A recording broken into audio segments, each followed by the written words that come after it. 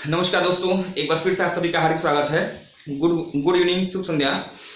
लेखपाल भर्ती परीक्षा को ध्यान में रखते हुए 10 का दम यह टेस्ट सीरीज चल रही है और इसमें लेखपाल परीक्षा में जो जीएस के सेक्शन आपके आएंगे, जीएस से आपके 25 क्वेश्चन पूछे जाने हैं और जीएस काफी ब्रॉड है ना। इस परीक्षा को ध्यान में रखते हुए यह सीरीज आपकी चल रही है और आज आपका दूसरा सेट होगा।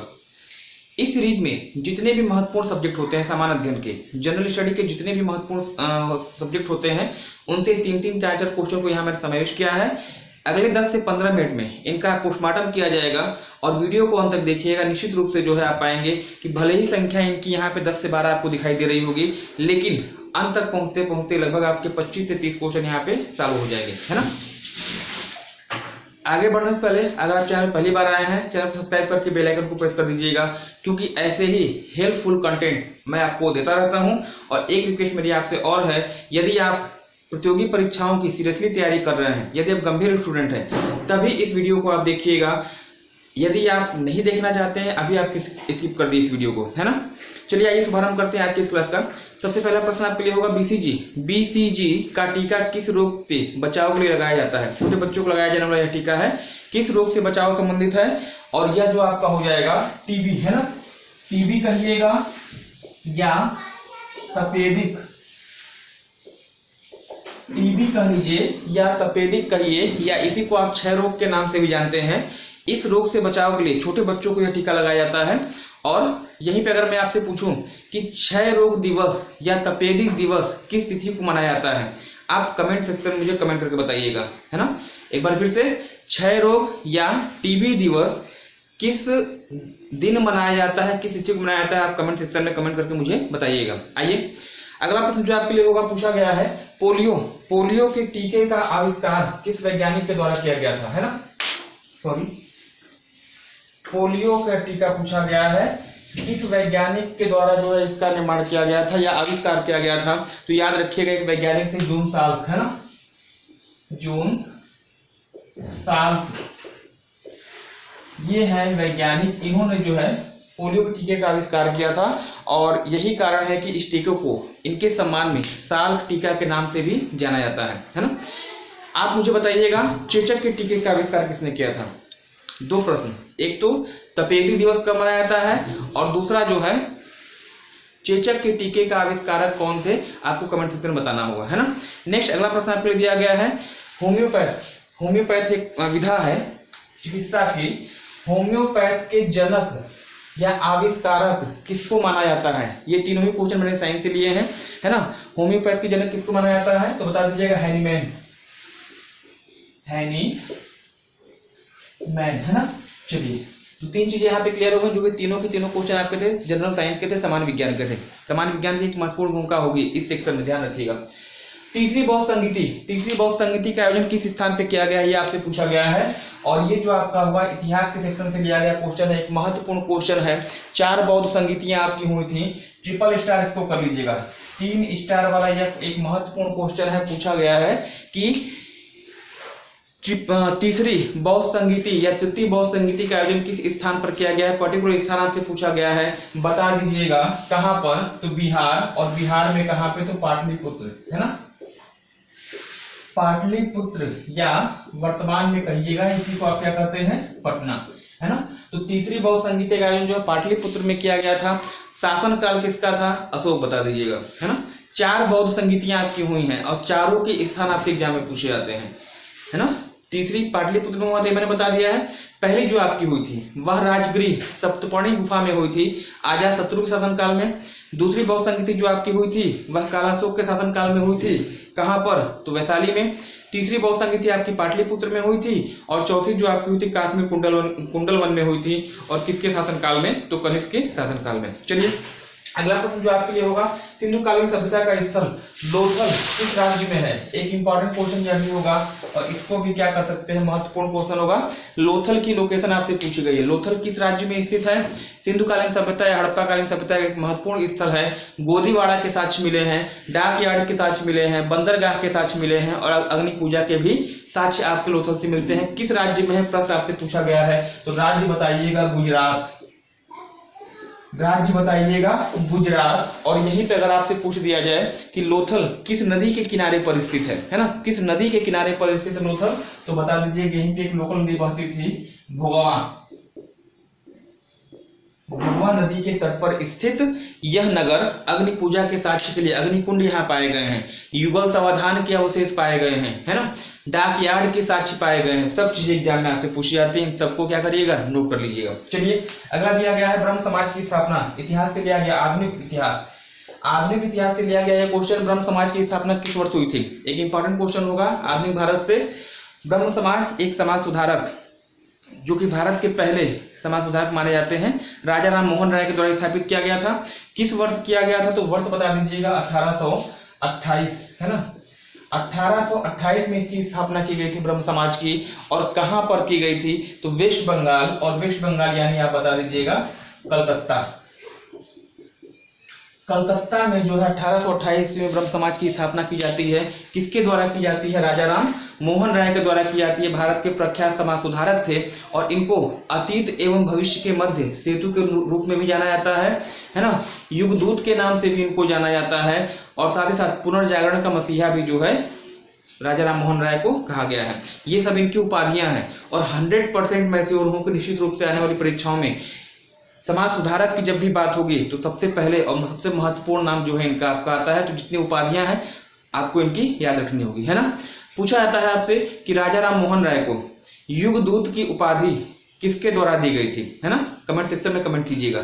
युगदूत कहा गया है राजा राम मोहन राय को, किसके द्वारा यह उपाधि राजा राम मोहन राय को दी गई थी, उस व्यक्ति का नाम आपको कमेंट सेक्शन में बताना होगा। चलिए अगला प्रश्न जो आपके लिए होगा, पूछा गया है कि भारत के किस राज्य से भारत में मानसून जो है एंट्री करता है। यानी पहला पूछा गया है कि भारत में जो 28 राज्य हैं आपके यहाँ, उसमें किस राज्य में सबसे पहली बार मानसून की एंट्री होती है, किस राज्य से प्रवेश करता है। मुझे लगता है सब लोग इसका उत्तर जानते होंगे। पश्चिमी तट पर स्थित, अरब सागर के तट पर स्थित एक आपका राज्य है केरल। और केरल में एक तट है आपका, बता दीजिएगा मालाबार। केरल में एक तट है आपका मालाबार। मालाबार तट पर जो है पहली बार आपका दक्षिण पश्चिमी मानसून टकराता है और ये सामान्यतः जून के पहले हफ्ते में भारत में एंट्री करता है। सबसे पहला राज्य आपका कौन सा हो जाएगा, केरल हो जाएगा, है ना। किस राज्य में सबसे अंत में पहुंचता है, कमेंट सेक्शन में आप कमेंट मुझे बताइएगा। एंट्री तो केरल से होती है, ये तो सब लोग जानते हैं, लेकिन सबसे अंत में कहां से आपकी होती है, मतलब पहुंचता है, आप मुझे कमेंट सेक्शन में इसका उत्तर देंगे, है ना। राउरकेला स्टील प्लांट, एक इंपॉर्टेंट फैक्ट होगा, ट्रिपल स्टार, इसको भी ध्यान रखिएगा, 3 स्टार वाला ये क्वेश्चन आपका है। राउरकेला स्टील प्लांट की स्थापना किस देश के सहयोग से की गई है ना। इस्पात संयंत्र है और द्वितीय पंचवर्षीय योजना के अंतर्गत इसकी स्थापना की गई थी। इतनी फैक्ट मैंने आपको बता दिया है। पूछा गया है कि राउरकेला स्टील प्लांट किस देश के सहयोग से स्थापित किया गया है। पहली बात कहां पर है, तो बताइएगा उड़ीसा में। और किस देश के सहयोग से स्थापित किया गया है, तो जर्मनी के सहयोग से स्थापित है। किस राज्य में है, उड़ीसा राज्य में है। और साथ ही साथ कब इसकी स्थापना हुई थी, तो 1900, मतलब जो आपकी सेकेंड पंचवर्षीय योजना थी, भिलाई, दुर्गापुर और राउरकेला, ये 3 इस्पात केंद्र हैं भारत में। इनकी लोकेशन हमेशा पूछी जाती है, कब स्थापित हुए ये आपसे पूछा गया है और कहां पर स्थित है। भिलाई की बात करिएगा, छत्तीसगढ़ में है, द्वितीय पंचवर्षीय योजना में रूस के सहयोग से, है ना। Durgapur steel plant west Bengal में है, द्वितीय पंचवर्षीय योजना में ग्रेट ब्रिटेन के सहयोग से। और राउरकेला स्टील प्लांट उड़ीसा राज्य में है और इसके बारे में कहा जाता है कि यह जो है आपका जर्मनी के सहयोग से स्थापित किया गया है। तो 3 पंचवर्षीय जो आपके, इनको ध्यान रखना होगा इस्पात संयंत्र को, है ना। नेक्स्ट अगला आपका जो होगा, पूछा गया देवर झील की लोकेशन भारत के किस राज्य में है। देवर को इंपॉर्टेंट कर लीजिएगा। देवर झील अननोन झील है, बहुत ज्यादा एग्जाम में चर्चित नहीं रहती है, लेकिन देवर की लोकेशन अगर आपसे पूछी जाती है, बता दीजिएगा राजस्थान, है ना। देवर झील कहां पर स्थित है, तो राजस्थान में स्थित है। और क्या इसकी विशेषता है, तो राजस्थान की मीठे पानी की सबसे बड़ी झील होगी, है ना। राजस्थान की मीठे पानी की सबसे बड़ी झील देवर झील पूछा जाता है, ध्यान रखिएगा। और राजस्थान की सबसे बड़ी खारे पानी की झील सांभर, है ना। नेक्स्ट अगला दिया गया, संविधान सभा में कुल महिला सदस्यों की संख्या कितनी थी। महिला सदस्य टोटल संविधान सभा मेंबर कितने थे? 389, 389 मेंबर आपके थे। और इसमें कुल महिला कितनी थी, महिलाएं कितनी थी? तो 15 महिला सदस्य संविधान सभा में आपकी थी। टोटल 389 याद रखिएगा।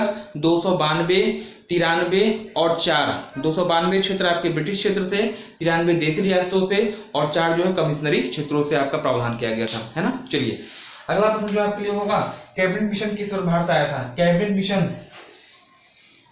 भारतीय संविधान सभा के निर्माण में इस मिशन की बहुत ज्यादा भूमिका थी। इसी के प्रस्ताव पर जो है संविधान सभा का गठन किया गया था। और किस वर्ष भारत आया तो बताइएगा? 1947, 1946 पूछा गया क्वेश्चन है, संभावना आपकी ज्यादा होगी, है ना। सर पैथिक लॉरेंस इसके अध्यक्ष थे। 3 लोग का नाम याद रखिएगा। कैबिनेट मिशन के अंतर्गत 3 मेंबर आपके थे। सर पैथिक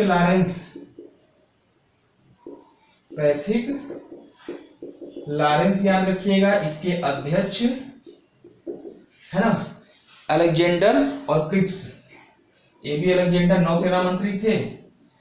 और स्टेफन क्रिप्स इसके जो है अन्य, मतलब एक तो अध्यक्ष होगा पैथिक लॉरेंस और 2 अन्य सदस्य आपको ध्यान रखना होगा, अलेक्जेंडर और साथ ही साथ स्टेफन क्रिप्स, है ना। इसकी चीज आपको ध्यान रखनी होगी।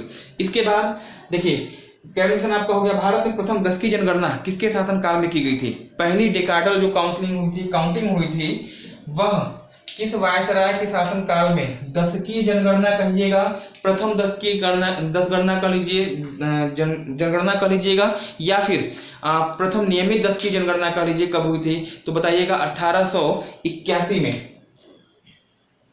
1881 में आपकी हुई थी।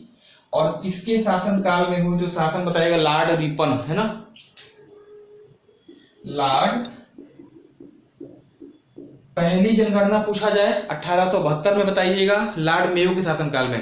पहली 10 की जनगणना पूछी जाए 1881 बताइएगा, लॉर्ड रिपन के शासनकाल में। रिपन को आप सज्जन रिपन के नाम से भी जानते हैं। इसके उदारवादी नीतियों की वजह से इसको सज्जन रिपन कहा गया है ना। चलिए एक चीज और मैं बता दूं, केदारनाथ धाम उत्तराखंड में स्थित है, सबको मालूम है। केदारनाथ की लोकेशन जो है उत्तराखंड में है, मंदाकिनी नदी के तट पर स्थित है। पूछा गया है कि किस देवी को या किस देव को समर्पित है? केदारनाथ धाम उत्तराखंड में स्थित मंदाकिनी नदी के तट पर स्थित है। किस देव या किस देवी को समर्पित है? तो देव याद रखिएगा, देवों के देव महादेव यानी शिव जी, है ना।